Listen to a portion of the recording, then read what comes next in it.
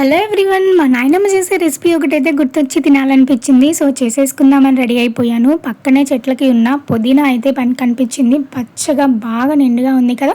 So దీన్ని ఒక పండు పట్టేద్దామని చెప్పి మొత్తం కట్ చేస్తున్నాను. పక్కనే ఉన్న కనకాంబరం మొక్క కూడా బాగా కనిపించింది పూలతో. చిన్న మొక్క అయినా సరే పూలు బాగా ఇస్తుంది కదా అని చెప్పి ఒక లుక్ వేసి అయితే వచ్చాను. ఇలా కొంచెం ప్లేస్లోనే మొక్కలన్నీ పెంచుకోవడం నాకు చాలా ఇష్టం. సరే పచ్చడి ఎట్లా చేసుకుందామో చూసేద్దామా. ఇలా దూరగా శనగ విత్తనాలు అయితే వేయించేసుకొని కొంచెం ఆయిల్ పోసి అందులో ఎండుమిర్చి అలానే మనం కట్ చేసుకున్న పుదీనా ఉంది కదా అది కూడా వేసుకొని వేయించేసుకోవాలి. పచ్చి వాసన పోయేలాగా మగ్గిపోద్ది, వెంటనే మగ్గిపోద్ది.